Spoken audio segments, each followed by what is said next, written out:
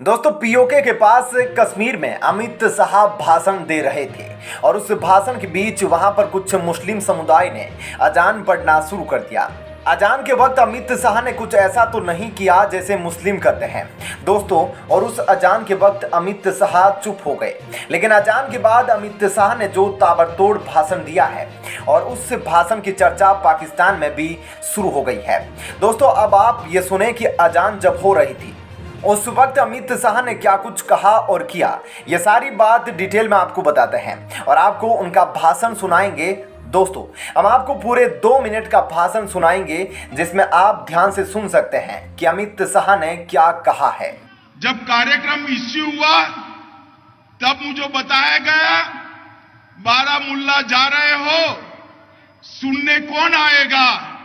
मैं आज ये लोगों को कहना चाहता हूं, कैमरा वालों को भी कहना चाहता हूं, जरा पीछे दिखा दीजिए।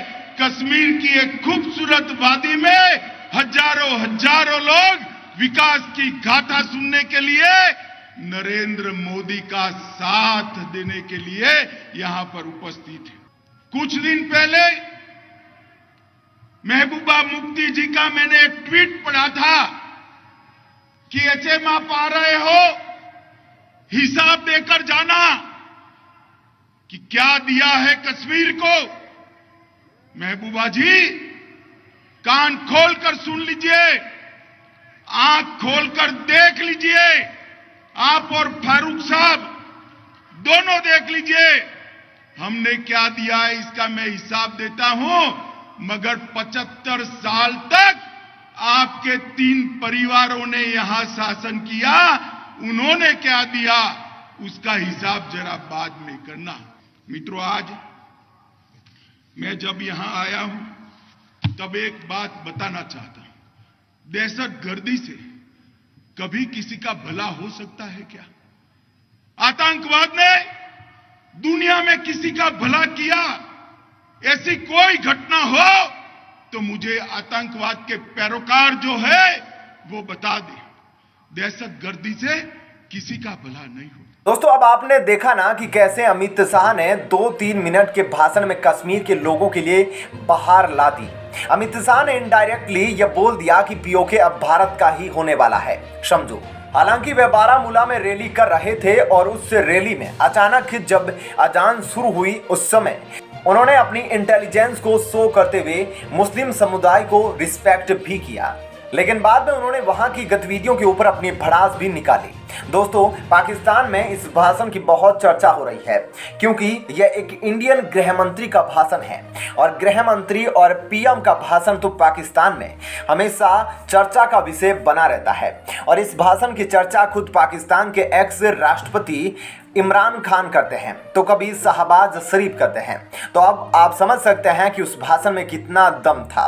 दोस्तों अब आपको फिर से अमित शाह का पूरे 2-3 मिनट का यह अग्रेसिव भाषण सुनाते हैं जो आपके रोंगटे खड़े कर देगा और यह भाषण यह पाकिस्तान को साफ तौर पर दिखा रहा है कि उसकी अब क्या हालत होने वाली है। जम्मू कश्मीर के 42,000 लोग 90 से लेकर आज तक दहशतगर्दी के भेंट चढ़ गए, आतंकवाद के भेंट चढ़ गए। मुझे बताइए भाइयों बहनों माताओं, ये 42,000 लोगों की मृत्यु के लिए कौन जिम्मेदार है। ये 3 परिवार ने शासन किया, वो जिम्मेदार है। अब आतंकवाद धीरे धीरे समाप्ति की ओर जाता है। कुछ लोग यहां पर पाकिस्तान की बात करते थे, मैं आज उनको कहना चाहता हूं कभी भी आप आइए, हमारे लोगों के साथ बैठिए। पाक ऑक्यूपाई कश्मीर में कितने गांव में बिजली है इसका हिसाब लेकर आइए। मैं बताता हूं आज हमारे कश्मीर के अंदर हर गांव में बिजली पहुंच चुकी है।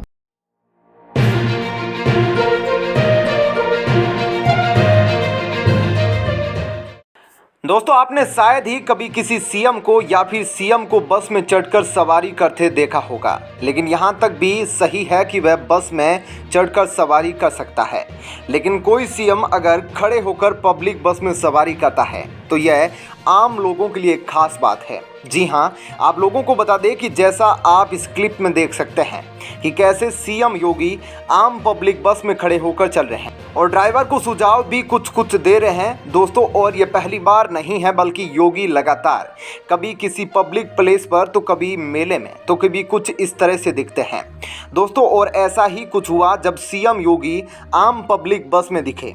सबसे पहले तो ड्राइवर को हाथ दिखाकर उन्होंने बस रुकवाई और फिर उस बस में घुसे। लेकिन आप सोच रहे होंगे कि ऐसा सीएम योगी ने क्यों किया और इस बस की क्या खासियत थी और इसी बस में क्यों घुसे, ये तमाम चीज़ें अब आपको डिटेल में बताते हैं। लेकिन सबसे पहले आप सीएम योगी के इस कदम को ज़रूर लाइक करना, उनके इस फैसले को ज़रूर लाइक करना जो बस में घुसकर ऐसे आम पब्लिक के साथ सवारी करता हो। दोस्तों अब आपको बताते हैं कि आखिर इन्हें कैसे मौका मिला इस बस में घुसने का। सबसे पहले आपको इस बस की खासियत बता दें तो यह इलेक्ट्रिक बस है और सीएम योगी इसमें क्यों घुसे, ये तमाम चीज़ें अब आपको डिटेल में बताते हैं। आपको बता दें कि सीएम योगी हाल ही में गोरखपुर पहुंचे थे और यहां पर उन्होंने सिटी बस में खड़े होकर सफ़र किया। और ख़ास बात तो यह रही कि इस बस को एक महिला ने चलाया था और यह गोरखपुर की पहली महिला बस ड्राइवर है और इनका नाम पूजा प्रजापति है। आपको बता दें कि सीएम योगी ने इससे पहले नगर निगम के शास्त्री चौक से 15 इलेक्ट्रिक बसों को हरी झंडी दिखाकर रवाना किया था। आपको बता दें कि यह महिला बस ड्राइवर सीएम योगी को लगभग 5 किलोमीटर का सफ़र तय करवाकर काफ़ी खुश नजर आई। और इस महिला बस ड्राइवर ने बताया कि सीएम योगी ने बस में सवार होने के बाद इस महिला से पूछा कि क्या तुम गोरखपुर की रहने वाली हो, तो इस महिला ने बताया कि हाँ, मैं गोरखपुर की ही रहने वाली हूँ। फिर सीएम योगी ने उससे पूछा कि अच्छा शहरवासियों को बस में घुमाओगी, तो फिर इस महिला ने कहा हाँ, अगर आपका आशीर्वाद रहा तो एक दिन प्लेन भी जरूर उड़ाऊंगी।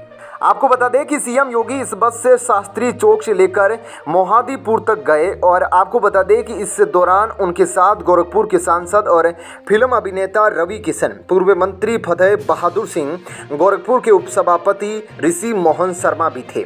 इससे पहले सीएम योगी ने गोरखपुर में हो रही विकास परियोजनाओं का शिलान्यास और लोकार्पण भी किया और इस मौके पर मंच से भी उन्होंने इस महिला ड्राइवर पूजा की काफ़ी जमकर तारीफ की और कहा कि आज गोरखपुर की इलेक्ट्रिक बसों को सौगात मिली है और इसी कदम में पहली बस पूजा बेटी ने चलाई है।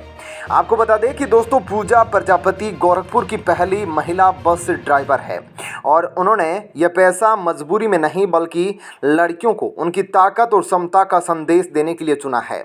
और उनका ऐसा मानना है कि उनकी इस कदम से लोगों की सोच भी बदलेगी कि लड़कियां लड़कों से किसी क्षेत्र में पीछे नहीं हैं। आपको बता दें कि पूजा उस वक्त चर्चा में आई थी जब उन्होंने गोरखपुर में ट्रायल रन के दौरान इलेक्ट्रिक बस चलाई थी। ऐसे में गोरखपुर में इलेक्ट्रिक बसें होना कोई नई बात नहीं है, लेकिन इलेक्ट्रिक बस को चलाने वाली एक महिला बस ड्राइवर सभी लोगों का ध्यान खींच रही है। लेकिन इस बस यात्रा के दौरान सीएम योगी ने जिस तरह से एक आम आदमी की तरह बर्ताव किया और बस में खड़े होकर यात्रा की, वह सच में सराहनीय है। तो दोस्तों ऐसे में इस खबर के बारे में आपकी क्या राय है, हमें कमेंट करके ज़रूर बताएं और साथ ही वीडियो को ज़्यादा से ज़्यादा लाइक और शेयर ज़रूर करें। और अब आपको बताते हैं एक और बड़ी खबर।